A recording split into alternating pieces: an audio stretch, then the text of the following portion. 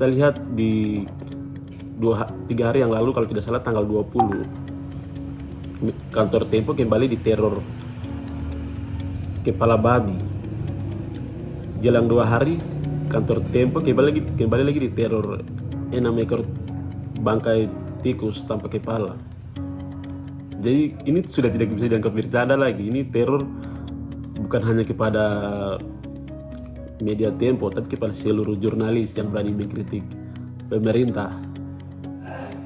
Jadi benar-benar parah kondisi ini ya.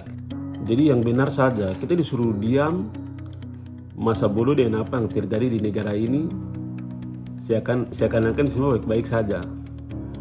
Ini benar-benar sistematis ya.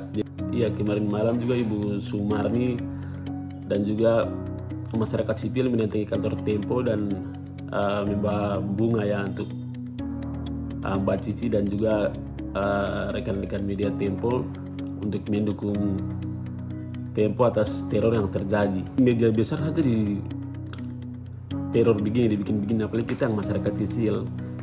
Kalau kita mengkritik, apakah bisa atau nanti dibungkam juga?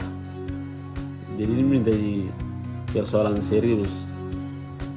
Jadi media tuh harus memiliki kemerdekaan karena ini negara demokrasi. Biar demokrasi itu bisa tercapai. Kebebasan pers sendiri sebenarnya sudah diatur dalam Undang-Undang Nomor 40 Tahun 1999 tentang pers pasal 2. Jadi pasal ini menyatakan bahwa kebebasan pers merupakan wujud kedaulatan rakyat. Tapi apakah itu sebatas tulisan belaka? Karena kita lihat selama ini dari era Orde Baru sampai pada saat ini, para jurnalis atau media-media yang mengkritisi pemerintah sulit sekali untuk mendapatkan keadilan. Kalau mau tracking itu sebenarnya cukup gampang karena kita tinggal lihat siapa pengirimannya kapan, dikirim melalui ekspedisi mana. Itu kan pasti semua terdata di ekspedisi itu. Tapi semua tergantung kepada media Tempo apakah ini mau dilaporkan ke pihak berwajib atau tidak.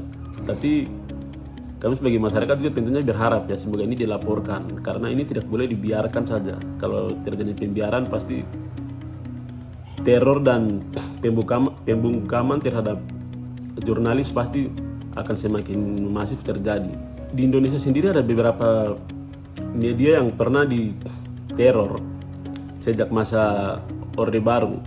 Itu seperti media Tempo, media-media nasional seperti media Metro TV, TV One dan juga Kompas itu pernah diteror pada masa Orde Baru karena terlalu keras bersuara tentang korupsi maupun situasi pemerintahan pada saat Orde Baru. Jadi dan juga media lokal seperti Suara Papua itu sangat sering sekali diteror karena dianggap media itu media yang lebih condong ke OPM atau membela OPM atau kita tahu organisasi pemerintah atau media separatis ya.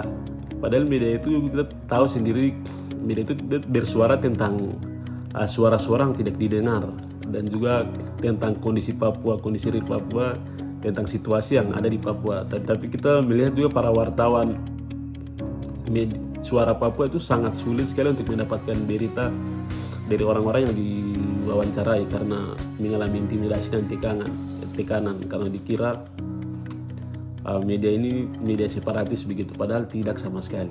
Jadi itulah bukti-bukti bahwa Indonesia tidak baik-baik saja, Indonesia gelap.